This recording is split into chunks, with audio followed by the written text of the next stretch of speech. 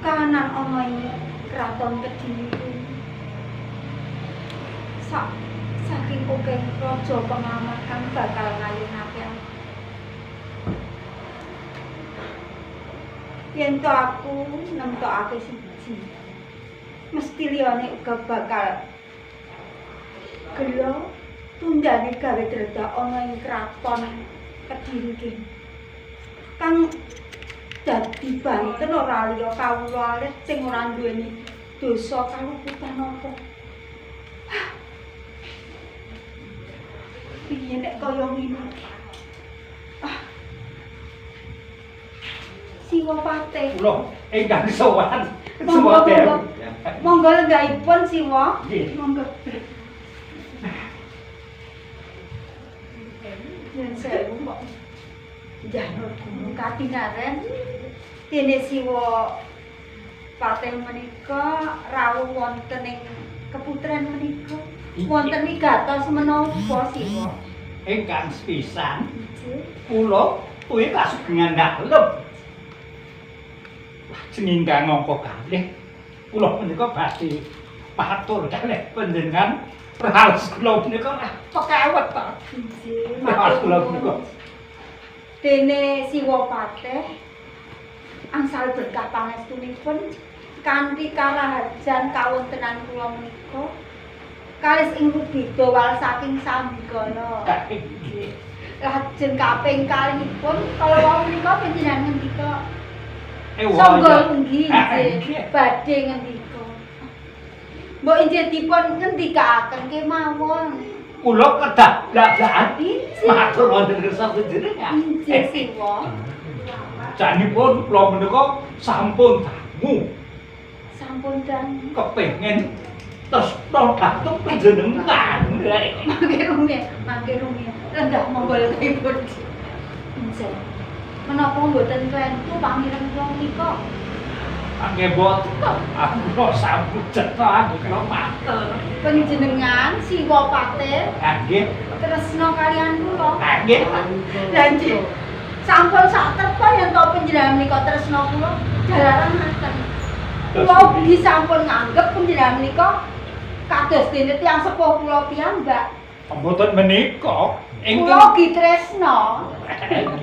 ingkang kula kajengaken tresna antawisipun kakung kaliyan pawestri lho ngaten. Kakung kaliyan pawestri. Nggih. Lho panjenengan ninggari saguh napa mboten lho ngaten mau. Siwa Pate. Terus pundi? Yen kula raosaken pangandika panjenengan menika kok mboten ngrenani ing manah kula.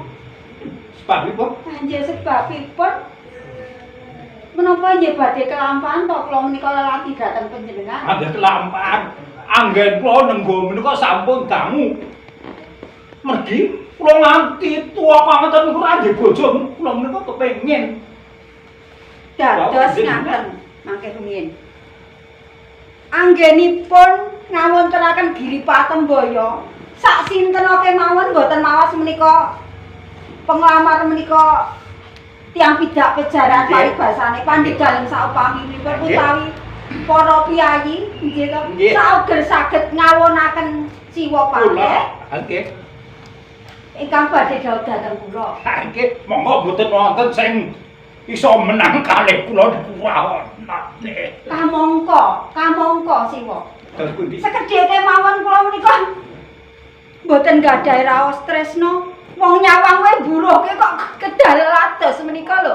Witing tresna menika jalaran merga saka kulina. Nek panjenengan menika kulina lelados dhateng kula, mesti damu-damu tresna. Menika nek pemanggih panjenengan. Lho, Katresnan menika tuwes ing prentuling ati kang suci nggih to. mula panjenengan prentune sing suci, nggih sucine niku badhe tresna kaliyan kula nika. Kok mlubut to? Lho, dheweke mlubut ae rong kawan klakone. Panjenengan badhe menapa panjenengan? Panjenengan kersa ladosi. Kersa ladosi kula mboten Ini mbang lalati anu kadung pati kok tresna.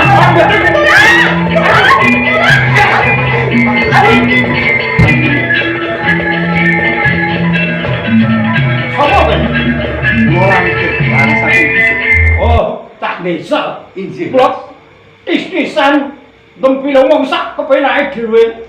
Kula wis padhaaken menika kok kados dene wonten kedadosan ingkang prayogi. Ora prayogi. Manjing taman ingkang mongko wanci. Mekaten. Sing ora ngajar ki kowe kok. Reti ana wong gandum katresnan kok. Nyelo-nyelo. Nuwun sewu. Panjenengan badhe ngunjak dhateng Kusumaning Ayu. Sing kandha sapa?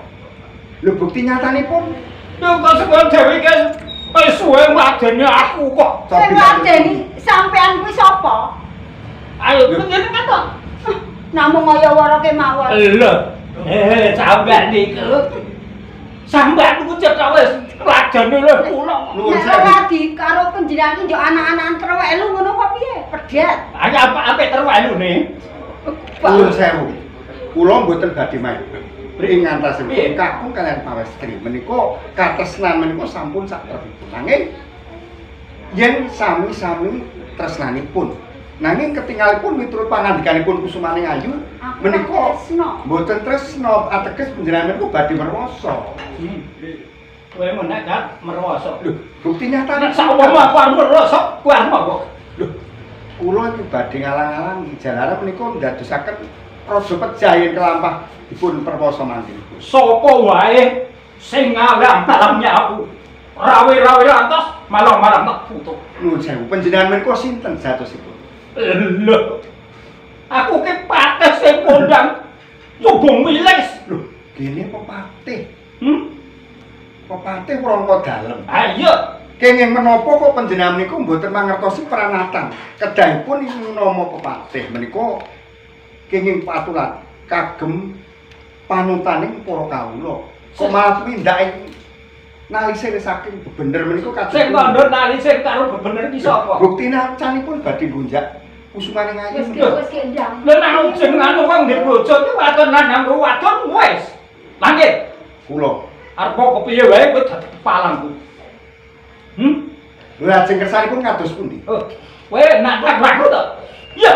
Ya, pangandikanipun panjenengan kula nggih wonten nggih bilih. Oh, kowe wae iki. Ayo. Woi. Woi.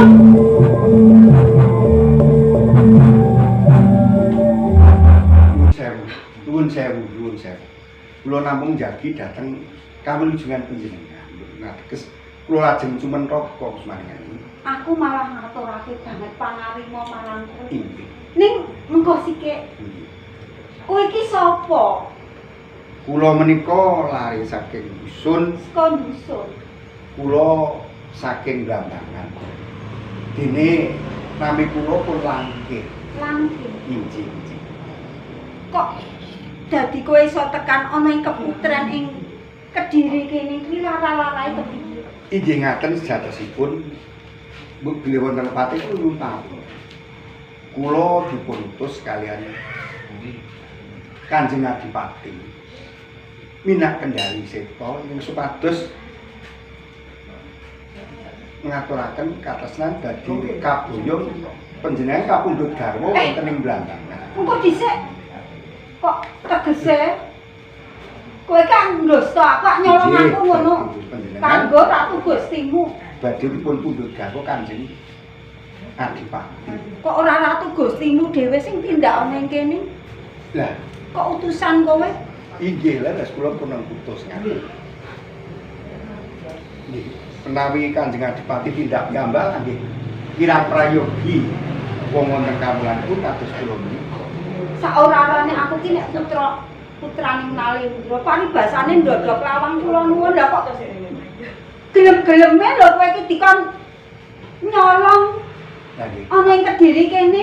kawrata kados pundi kula menika menapa kawula nggih kerja kula tindakan menapa dawuhipun Kanjeng Adipati minak kendali seta. Nek ngono arep tok teruske anggonmu Inggih. ndosta aku kuwi. Inggih. Nek aku ora gelem piye? Nah, oke, lajeng kados pundi men? Yen panjenengan boten purun nggih, kados pundi timbang kula mangke dados dukanipun Kanjeng Adipati nedya badhe kula peksa. Adipeksa. Inggih. Mila monggo nderek kemawon nggih. Kok nderek-nderek lho, aku ki putrane Nalendra kok nderek.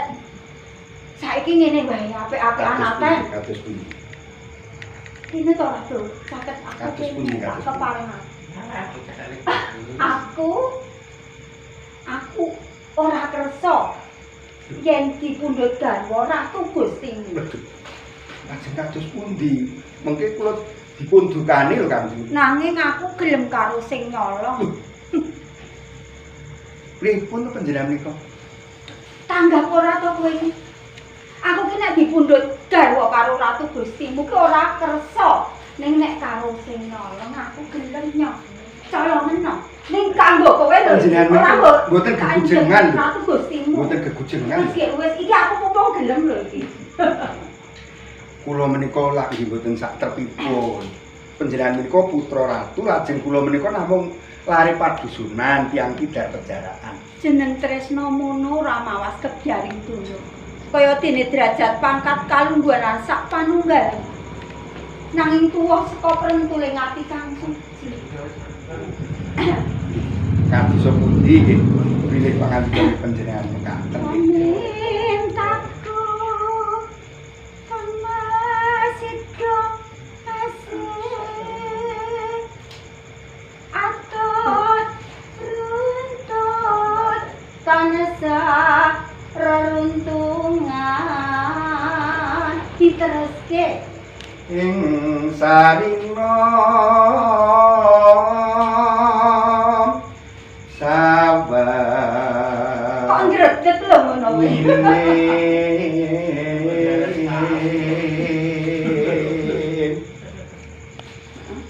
Datan kinggang sarampun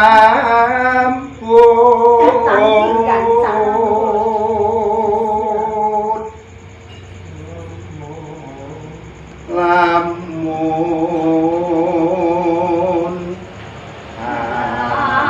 Aduh, caketing ati yen cedhak tansah mulat sida asih atu ngono wae ndredeg lho pindha mimi lan mintuna